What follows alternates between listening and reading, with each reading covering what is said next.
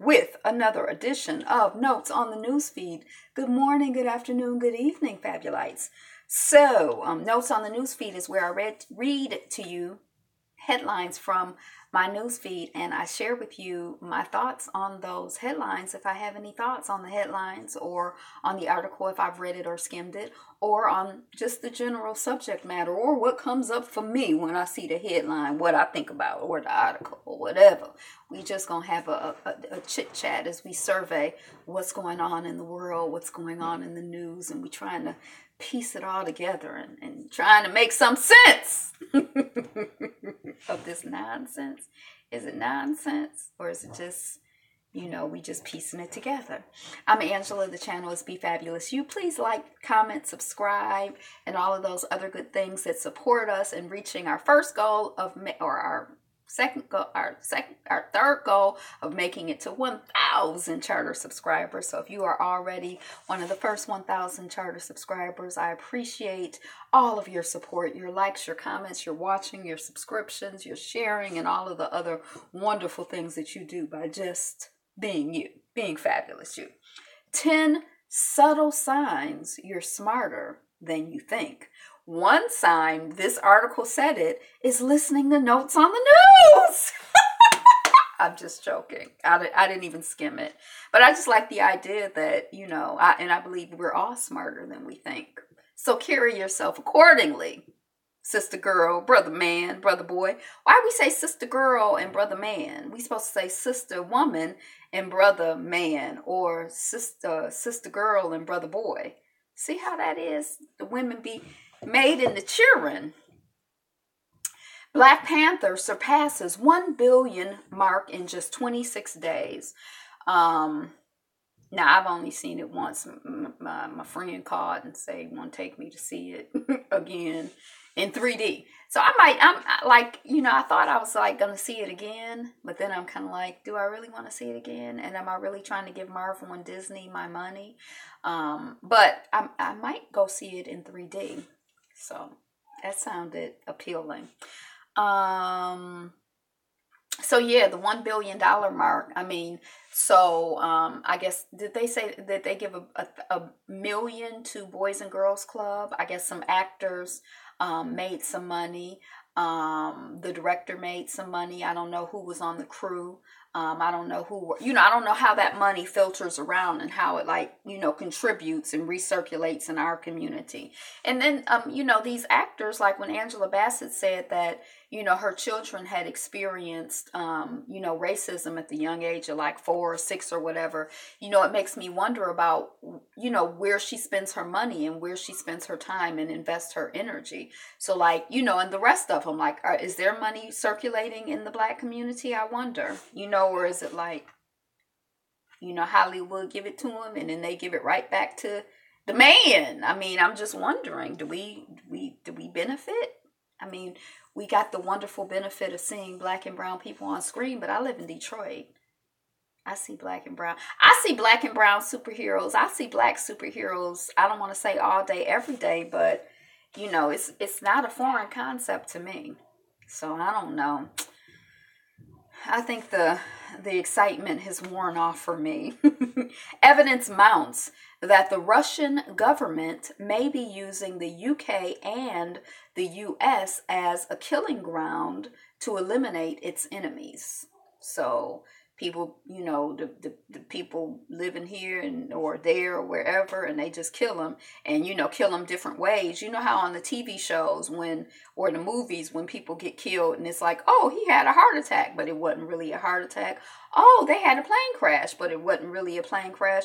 Oh, they got hit by a car. It was a hit and run accident, but it was, that happened in the real world. That's what they say the Russians are probably doing, because a lot of the enemies are winding up dead on foreign soil, but it's hard to prove it. Hey, thanks for the like. I appreciate it. We talked about that already. Okay. Take your pills. Executive producer Maria Shriver on the costly American phenomena of prescription stimulant abuse. And what was the name? Adderall. She was talking about Adderall, which I'm not really familiar with, but I just skimmed like the first paragraph or whatever. But it said it's really popular with adults and children, and it's like it's like, I guess, a stimulant. Like, it helps people to, like, feel more energized, I guess. But these prescription drugs are, they're something, they're something. And I still don't know what Fukushima was. I was listening to your African home sister. Dang, I can't remember the sister's page. So, but I heard her mention Fukushima, but it was a piece I was listening to about. Now, we've been hearing about different things happening on airplanes, but this man was on an airplane. Now, I didn't see the story go across my news feed, but I saw it on her thing. And he took off all his clothes and started to masturbate on the plane. Like, he wasn't in a private first class cabin. It was just like people next to him across, But somehow when I was listening to it, I kind of got the impression that, he had been taking, Euroflu. What is that flu medication everybody take? Theraflu. I think it was something having to do with Theraflu was the theory, and I don't know if that's connected to Fukushima or not, because I don't know what it is. But anyway, all these drugs and chemicals and how they interact with us and what effects they have, it's really intense. Topical Blackish episode pulled over creative differences. So I'm not sure what the show was about, but what it does remind me, and I think we need to continue to stay aware of, is that we're on their platforms. So whether it's Black Panther, that is a Marvel movie, that is a Disney movie, and they had the last word. They had control over how it was edited and what was said or not said. Just like when the man was doing Get Out, and he said he was just so surprised that the movie got made, and there was some tension, I think, about, how it got made. So was that tension a creative tension, or was that tension I'm not going to give you money to be out here making me look bad and foolish. So if I'm giving you money, it is advancing my agenda, whether you realize it or not. And when it's not advancing my agenda, we're not going to have it. So yeah, Blackish, ooh, they're so progressive. They do this, they do that, but it's on the mainstream TV. And when the people didn't like what they were doing, they didn't let the episode air. So that's just a reminder. That's their stuff. It's their game. They play it the way they want to play it. We just, squirrels in their system trying, hoping, wanting, begging for a nut. Orenthal Johnson, what was that song? You just a squirrel trying to get a nut. Excuse my name, but Queen, you're speaking truth. Hey, I think I saw you on a live last night or something, and I'm like, his name looks familiar. Opinionated, Azzhole. Okay, so SXSW. I think this is like some Southwestern conference. And there was a panel with W. Kamau Bell, April Rain, and Lovey AJ, and they talk about the privilege of failure in film. So Kamau Bell, I think he has like a talk show. He's like a darker black guy with an afro. He's married to a white woman. And his talk show kind of like talks about like race, and he's like a comedian, but comedy is subjective. I never like really found him funny. Now, every once in a while, if I watch Trevor Noah, I will laugh out loud. Oh, and who sometimes I'll laugh out loud too? This other this woman, her show, dang, I can't think. The light-skinned woman who has a show on BET, Robin Thede. Sometimes I laugh out loud at her show. But comedy is a sense of humor. What I sense is humorous, you don't sense is humorous. Everybody has their own sense of humor. But that's Kamau Bell. So he, I think he might still have a night show on cable. I don't know, but he wasn't my cup of tea. April Rain, I think that she is one of the people who was one of the starters of the hashtag Oscar So White, but she probably has some other, and I feel like I follow her on Twitter, but she probably has some other, call to fame other than that. And lovely Ajayi, I'm sorry if I'm butchering her name. I'm sure I am. Oh, thank you. I genuinely like you too, and I don't even know you, but I'm a people person, so I like people. Thank you. But this woman wrote a book called I'm Judging You, How to Do Better, or something like that. So they were basically talking about some of, like a white person can, fail and fail and fail, and they still will give them another chance, another chance, another chance. A black movie or a black person, like if your stuff is not, doing well, then they like, oh, black movies don't work.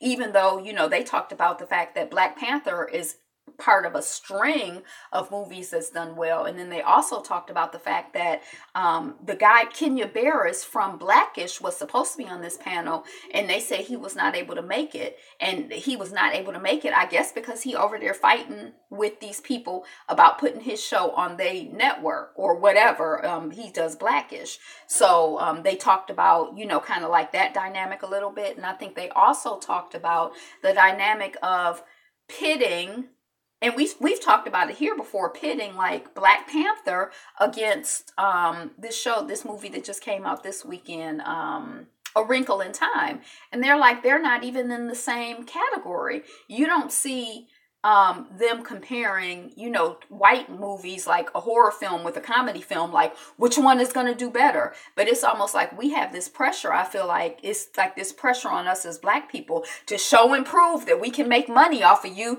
show and prove that you're going to come out like, and I feel like I don't feel like it. I don't want to show and prove anything to you. And I really, the more I think about it, I really don't want to give you any daggone money, So, they're like, who's comparing, facts? Why are we comparing A Wrinkle in Time with Black Panther? That's two whole different genres. But anyway, have you seen A Wrinkle in Time?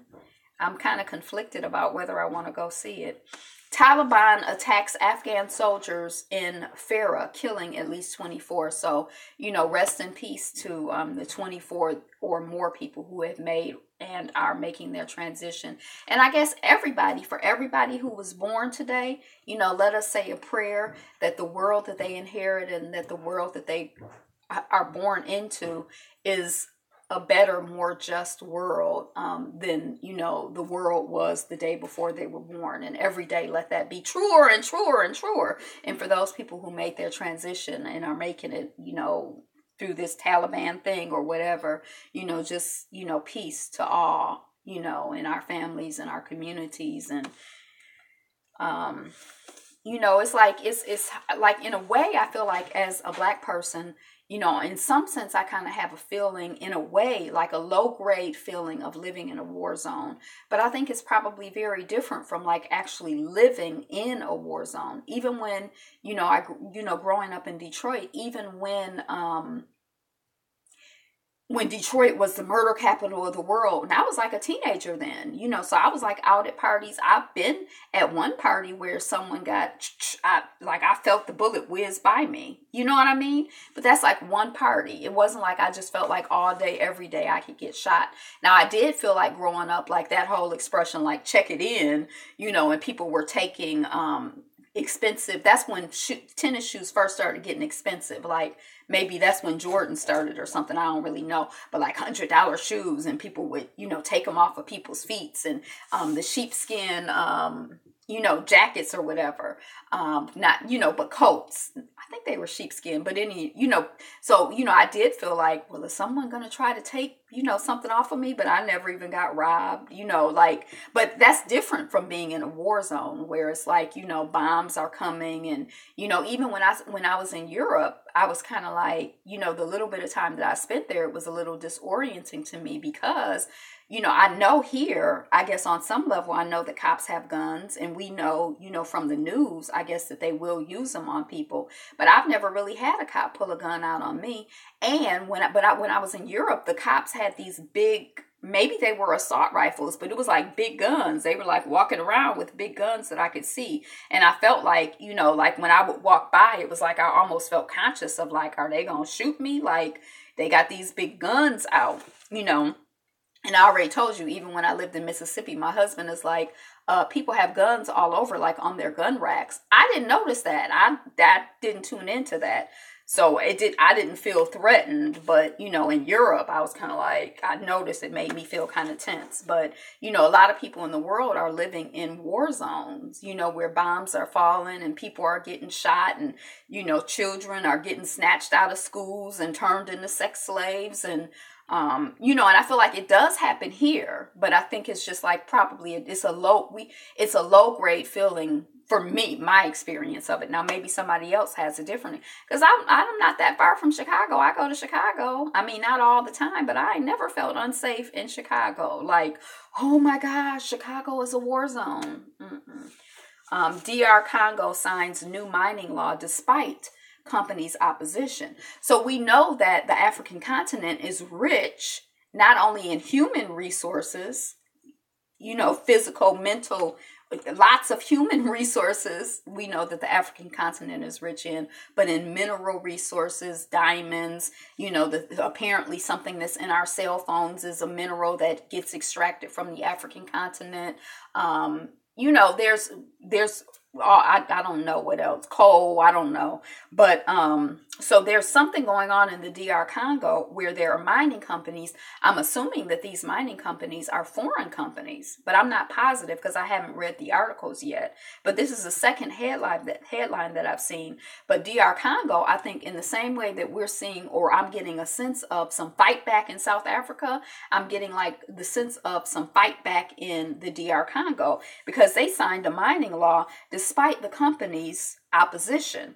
And it's still like very confusing to me. Like when my mother was they're just coming back from South Africa. But one of the things that she said is that there was a road being built to a place. The Chinese were building the road in exchange for diamonds. And so I kind of feel like, well, why? I still don't understand. And I know sometimes you have a resource like in your personal life and you can't figure out how to capitalize on that resource, but someone else can capitalize on that resource, you know, that you have. So, you know, I still can't figure out.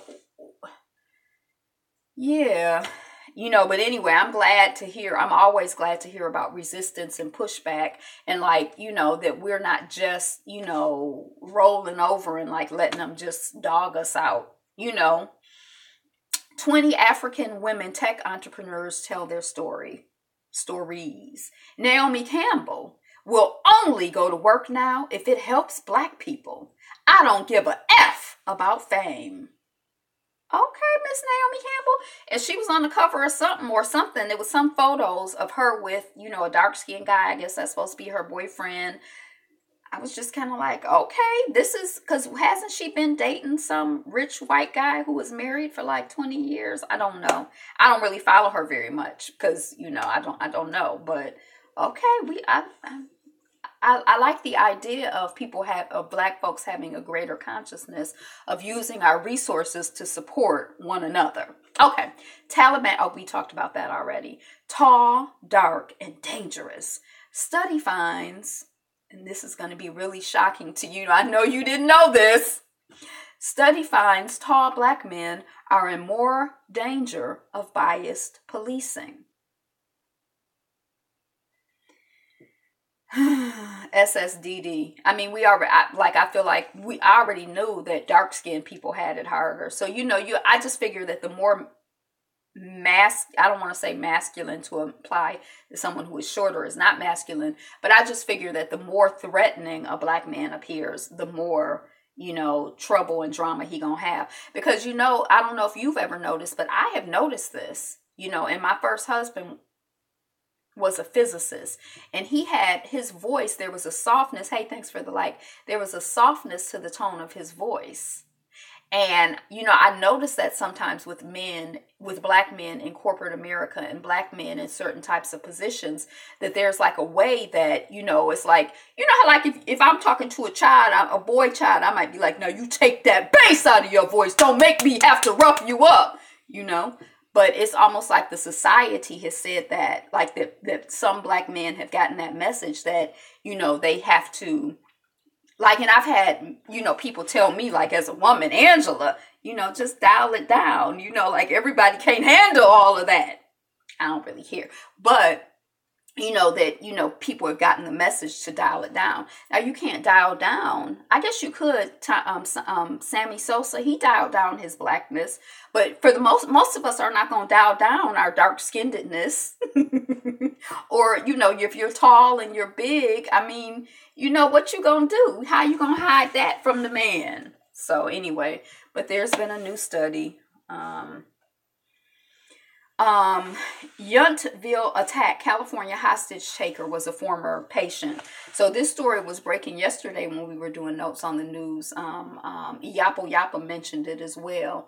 So it was a veterans home or something. 3 of the women who worked there, I believe, were killed. And I think that the person who was a former patient killed himself as well.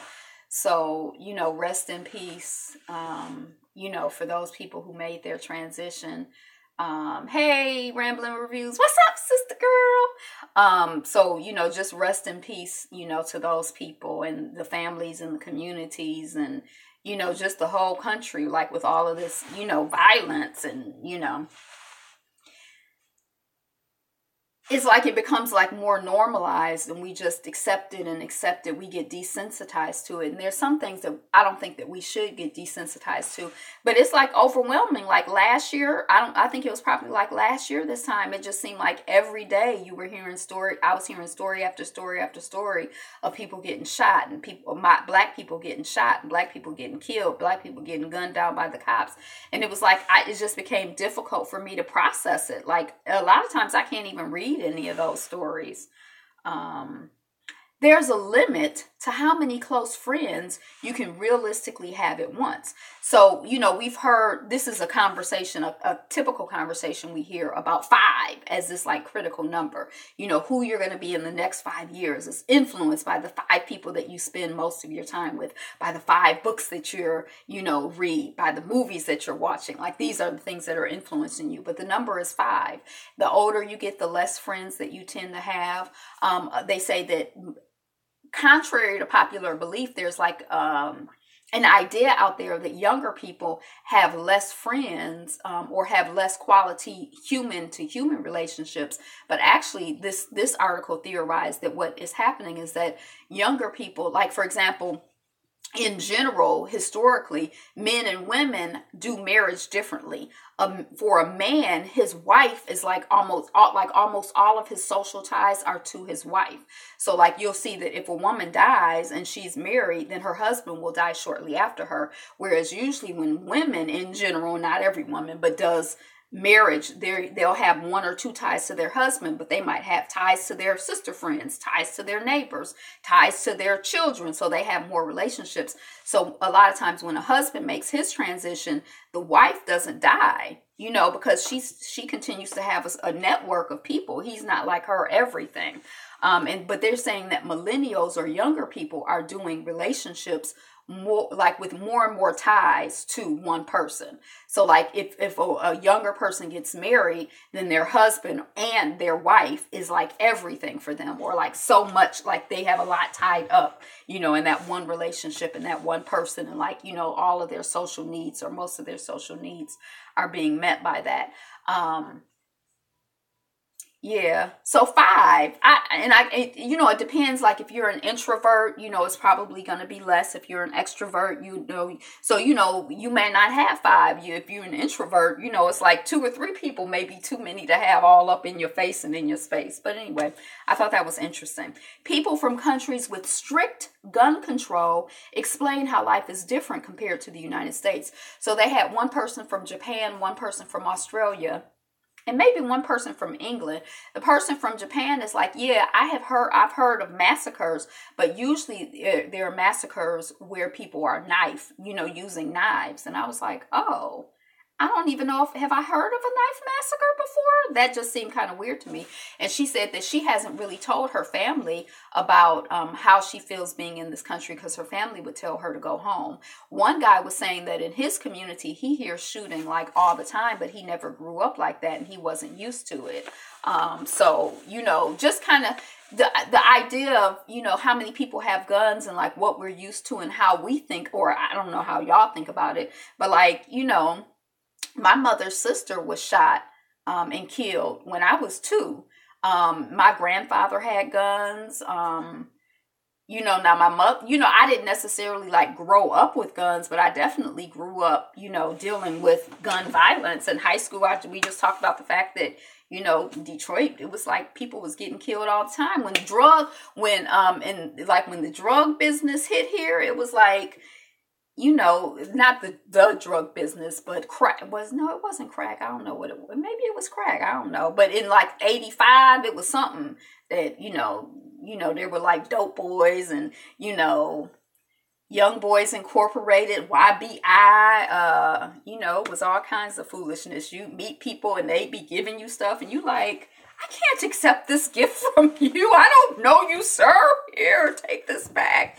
It was a whole different world. But you know, what we're used to and what's normal to us and what we just think of as, oh, you know, somebody got killed with a gun.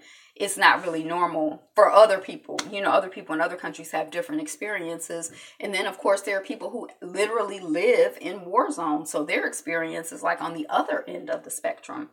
The unexpected effect of exercise. The unexpected effect that exercise can have on your personality later in life. And this is talking about like if you exercise like during the period of 40 to 50, hello, I love your station. Hey, Vivian Stubbs, welcome. Thank you. I love you too. That they were talking about the window from like 40 to 50. I'm thinking they talking about like, you know, young people like Rambling Reviews out here, you know, y'all get your exercise because it's going to, but they like, if you exercise in that window of 40 to 50, then when you're older, your quality of life is better. So, you know, the main message is whatever you can do, move. If you can move your fingers, move your fingers. If you can move your toes, move your toes. Move your wrists, move your ankles, move your shoulders. While you're sitting here right now, just, you know, do some movement, you know, or wherever you are, just, you know, move your body because it's good for you. It's good for you mentally. It's good for you emotionally. It's good for you spiritually. It's good for you metaphysically, you know, and we especially, I think, you know, we have to, as Black folks and Black and brown folks, I think, you know, movement is really important in terms of like the spiritual, linkages, because sometimes it's like we're stuck. I don't exercise at all. I need to do better. But girl, it don't even have to be anything. You don't have to call it exercise. Just when you sit and you see what I'm doing now, I'm getting all warm. Oops, sorry. I'm getting all warm. You know, it doesn't have to, a little bit does a lot and a little bit goes a long way. And, you know, start where you are and do something. You don't have to wait for no big announcement or no special outfit or no special, like, now pronouncement. I pronounce you exercising. No, just, you know, move your body. Stand up, bend over, move your shoulders. Okay, so it's going to benefit you. It's good for you. Every little bit counts. Be careful. There's a man here. Oops. I know, you know, every time I get on here, I notice that, you know, it looks like I'm more, you know, risque than I am. I'm not like, no, you know, but sometimes I'm looking, I'm like, dang, it look like I don't have on no clothes. And I'm like, you know, anyway, what you gonna do through the TV? Sexual activity encouraged among young slave boys and girls for breeding. So the article was talking about one thing that I guess I hadn't really consciously thought about. And I'm sure, of course, every slave monster was different because it was just whatever their whims dictated is what they did. Whatever they did whatever the F they wanted to do. But this article was talking about putting boys and girls 14 and 15 in rooms together, naked, and, trying to encourage them to have sex, and how that contributed to a lot of women, young girls getting raped. But the other thing that I hadn't really thought of, I guess I had heard it, is that a lot of people would tell people, look, if you have 10 babies, if you have 15 babies, I'm going to give you your freedom. So it's like, just imagine the emotional labor and the emotional experience. Some people were like, oh, I want to get on that plan. You know how and they like, okay, I'm going to have these babies. And, some of these people, most of these people, they already monsters. So who's to believe them or anything that they say is truthful or honorable? They're not operating in an honorable way. So why would we believe that they're going to honor their word and do it? And then if they do honor their word, you done had 10 babies that are in the system. Like, it's just so jacked up and just so messed up. And it just, just hearing that really made me very, sad, and just what an awful dilemma and place to be in, and also, I guess, if you had children, if you got pregnant at 13, it was like a lot of people were like, ooh, this is a good, valuable, enslaved African. They ain't say that. They probably said wench or whatever. She's good and valuable because, she's going to produce a lot of free enslaved, free labor for me. Just kind of talking about that. That's coming off of Black Ben. How cats see the world compared to humans. And it was talking about, their depth perception is different, and they had a visual sort of imagining how the world would look to a cat. But I've always thought that everybody sees, and I know we all see the world differently, but the color that I see is red is probably different from the color that you see is red. Even though whatever my red is, it's always the same red in your, but it's like all of our experiences are different from the inside anyway. I don't really know how to explain it, but I've always thought about that. Everybody is, seeing it differently, experiencing it differently. An overseas billionaire is renting a London mega mansion for $1 million a year, so he can try it out before he buys it. And this is supposedly the biggest try before you buy deal. I think it's like $380,000 or pounds a month. Can you imagine? Maybe you can. I don't know who's on the line. Maybe that's how you living. But that's just sorry. I'm back. It went out. There's a man in here. Oops. Okay. But that's just there's so many people living so many different ways in the world. So whatever it is that you're experiencing, there's somebody who's experiencing something way better and somebody who's experiencing something way worse. It's everybody's experiences. So Papau New Guinea quake, an invisible disaster which could change life forever. So there are a lot of people in Papau New Guinea, is that in Australia? I think it's in Australia, who are, the earthquake this time affected a lot of people who are, not connected to modern society. Look at these folks. Can you see? He's a little bit lighter than me in this picture. Nearly 2 weeks after the powerful quake hit, the landslides are massive. There's nothing left of whole mountainsides where there used to be villages. So a lot of these people were villagers. There weren't roads to get there anyway. And now that the earthquake has happened, they're even more isolated and cut off. There's been a massive outpouring of grief, shock, and fear on top of the injuries and hunger. They were saying that this is the worst earthquake that's happened in the last 100 years, and that a lot of the people in these village communities, people don't live to be 100. And so there's no common history of the fact that this could happen, which was kind of there's no collective energy, no collective memory. We can say, in this society or in other societies where there's a verbal tradition, and we don't know what there is in this one, but we can say, the last, Hurricane Katrina, the last time that something like that happened was 90 years ago or 200 years ago. I don't think our stuff goes back more than 100 years or so, even in this quote unquote modern society. But that, people weren't prepared. Oh no, my thing. Oh, there it is. People were not prepared, didn't have any consciousness of the potential of that happening. Earthquakes happen a lot in the Pacific, home to the ever active Ring of Fire. We were just talking about the Ring of Fire afterwards, and then how the news coverage tends to follow a pattern. There are reports of the tremors coming, and then there are official estimates of the damage, and then casualty figures emerge over the next couple hours, and then, well-rehearsed recovery efforts swing into actions. And then there are these images of the miracle rescues that sweep the disaster zone, and they're on the front page, and, it triggers a whole bunch of donations. But little of this happened in Papua New Guinea after the 7.5 magnitude quake on the morning of 26 February, because the people worst affected are some of the most remote communities on Earth. They are in some of the most remote communities on Earth. Only a handful of images have come out in terms of what's going on. So, people aren't sending in donations or hearing about it or even thinking about it. Nearly 500,000 people, 275,000 are in urgent need of emergency aid. 300,000 have no shelter.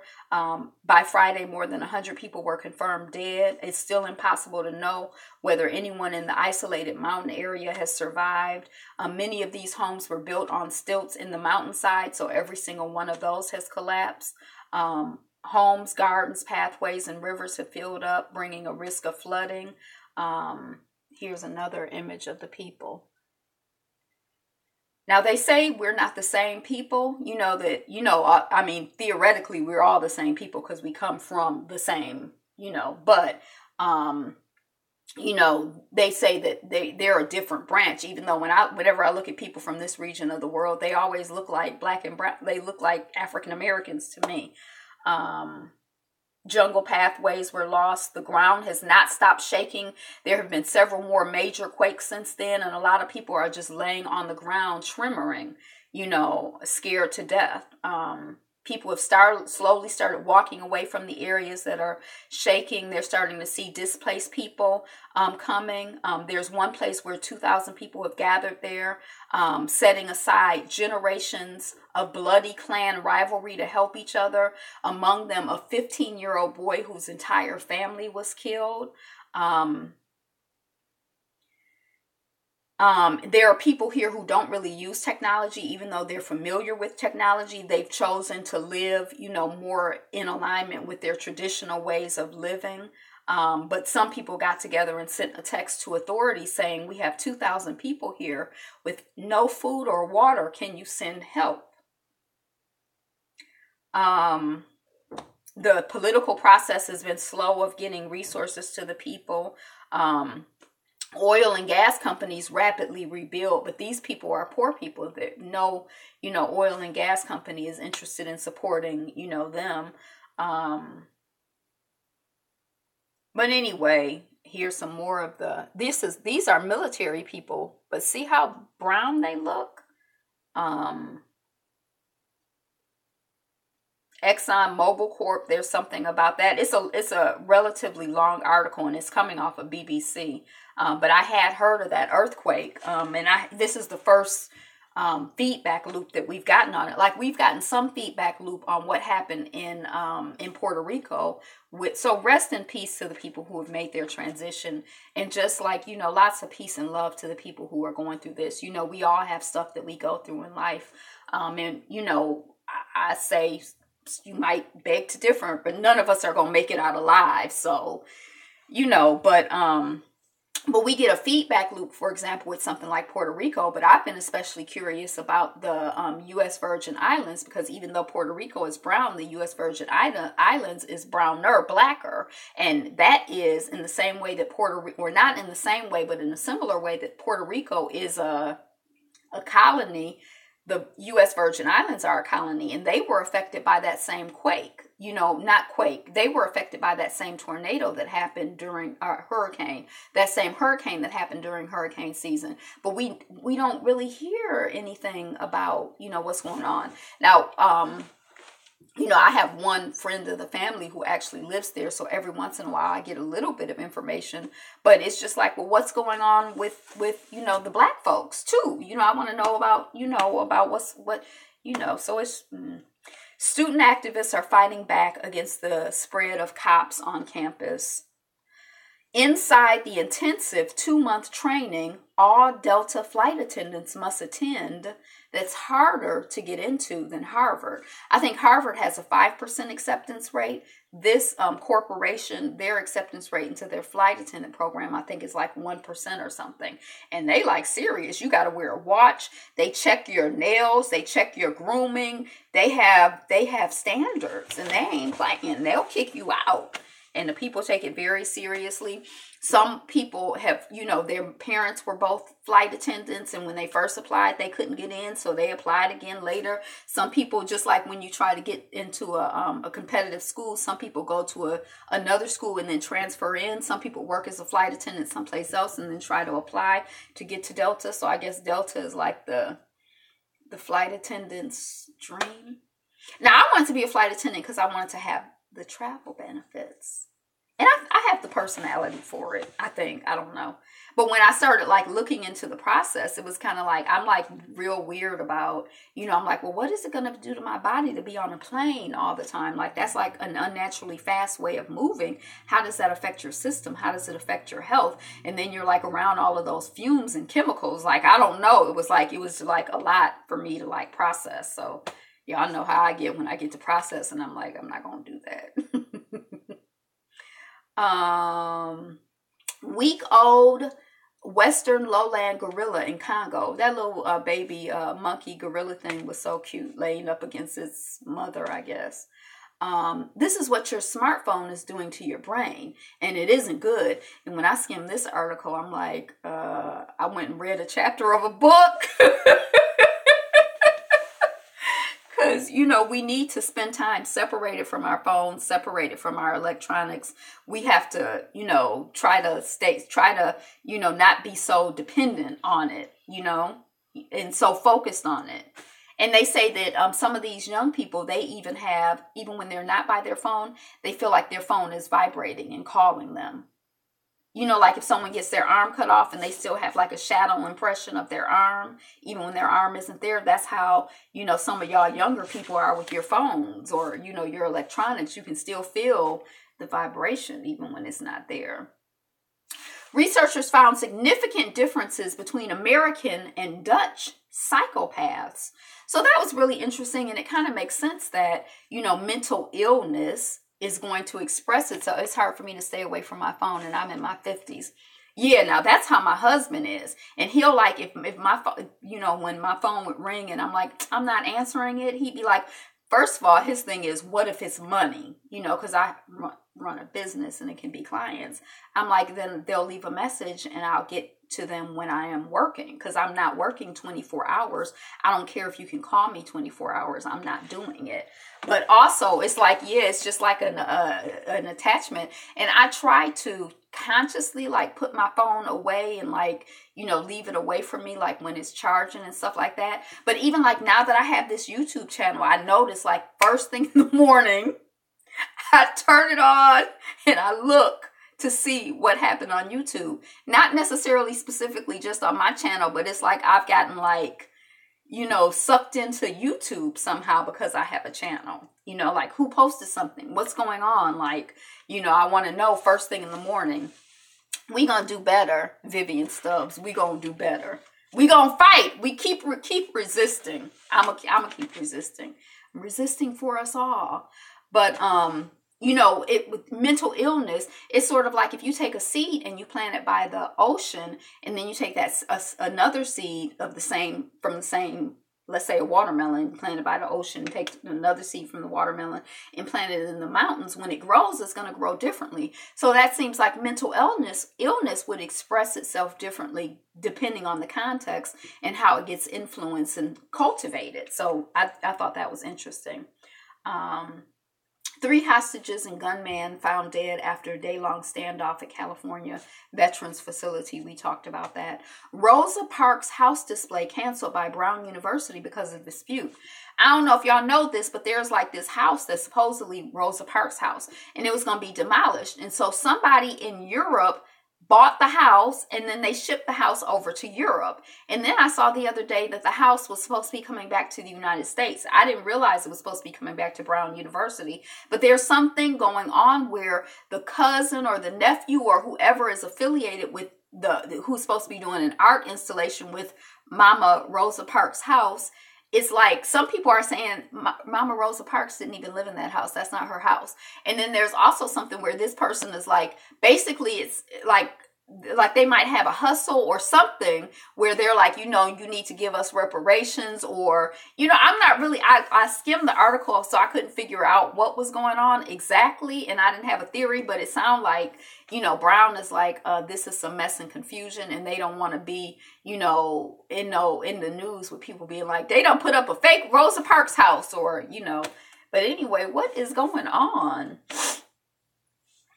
Why Richard Pryor's son says getting booed at the Apollo is an upgrade. Now that's a positive attitude right there. And I guess maybe being booed at the Apollo is better than being booed in your living room, Fam, Brian Stokes Mitchell and Cheryl Lee Ralph joined CBS comedy pilot. So a lot of times when I read about these pilots that are coming and who's going to be on them, I just be like, well, the person was Brown. But we know Cheryl Lee Ralph. She's married to a politician, isn't she? I think I saw like her on like an Unsung or something, and she just seems so like, poised and polished and put together and such a diva, and she's an actress and she's a dancer, and, she seems very like charming to me. Wasn't she Moesha's stepmom or something? And we've seen her in other things too, but Cheryl Lee Ralph, yay. Black mom furious after honor roll student is kicked out of class because of his haircut. Black guy, I love Cheryl Lee Ralph. She is an icon. The little baby boy got, how they put the lines in the children's hair? I don't understand it, but that's what they do. He's an honor roll student.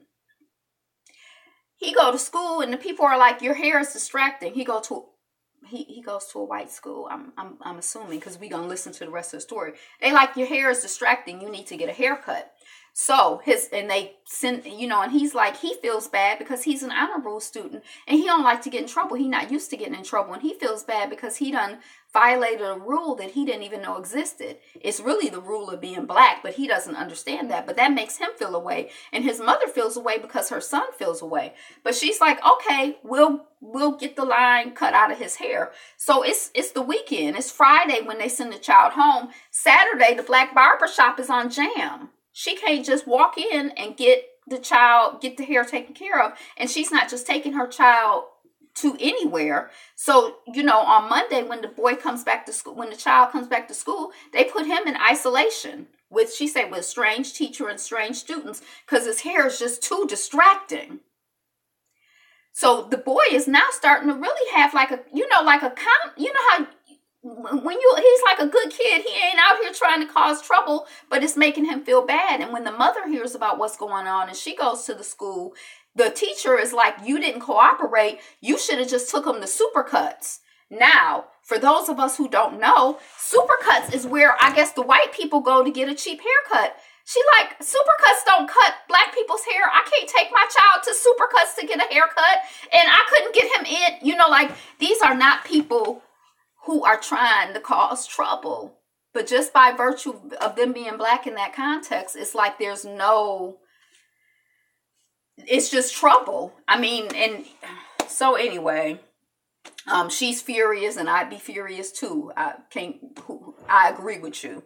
And I just, again, this is the conversation we keep having about our children in those contexts. It's like, the assault on so many different levels just on the child it's like he trying to learn, he doing well, he's thriving in spite of the environment. But you see that this is like where the hostility toward him as a black child has bubbled over, but there's been a low grade hostility all along. That's how I feel about it. if it bubbled over in this way over some lines in his hair, what's all the subtle things that have been going on that he's been picking up consciously and unconsciously, about who he is and his value and his intelligence and his worth.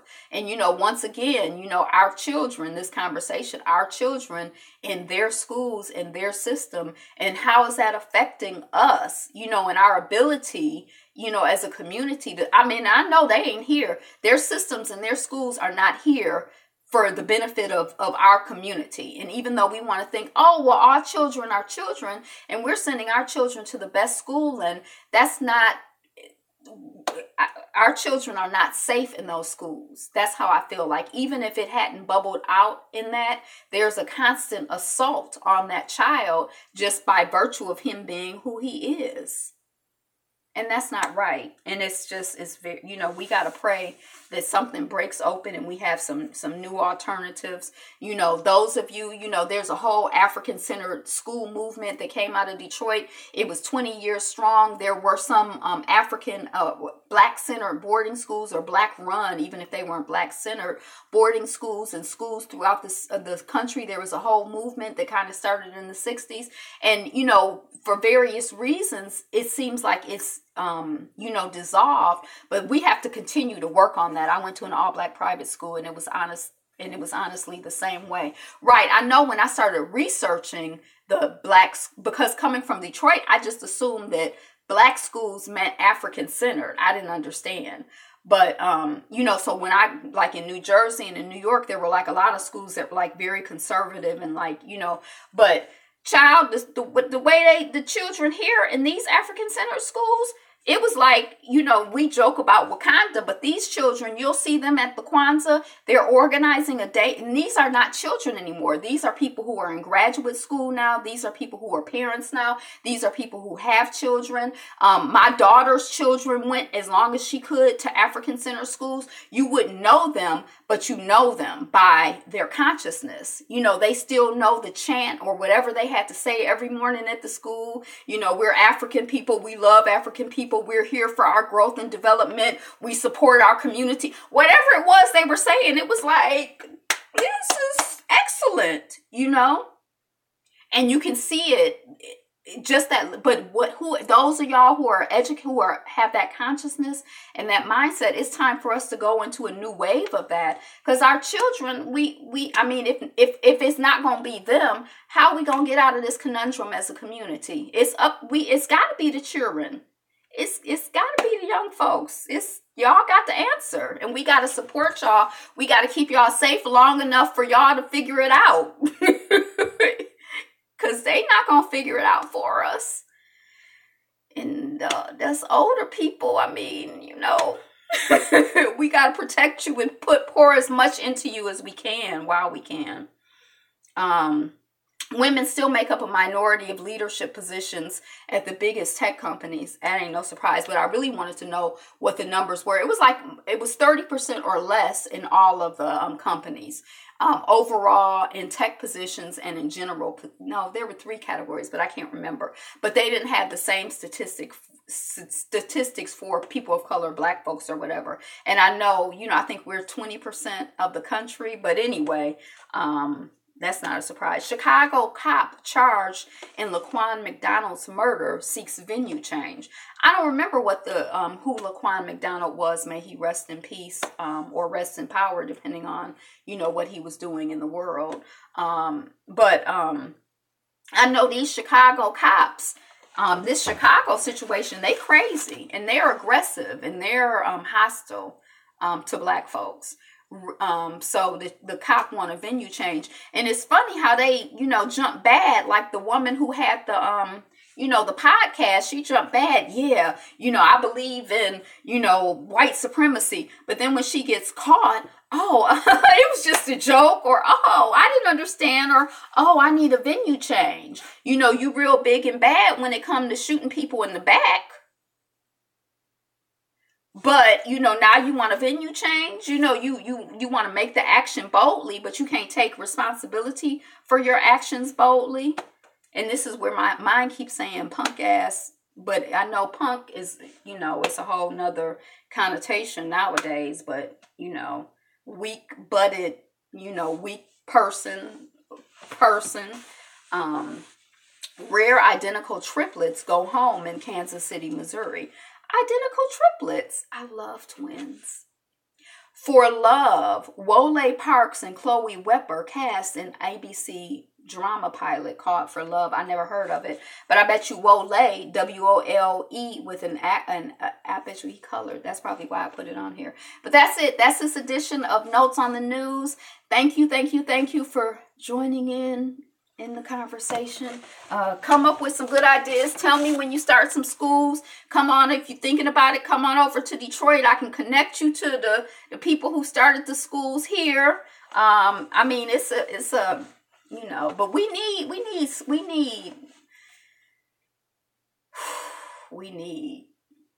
and we're blessed. We're blessed, and we're abundantly blessed, and we have so much. So we're not in a deficit situation. We just have lots and lots of opportunities.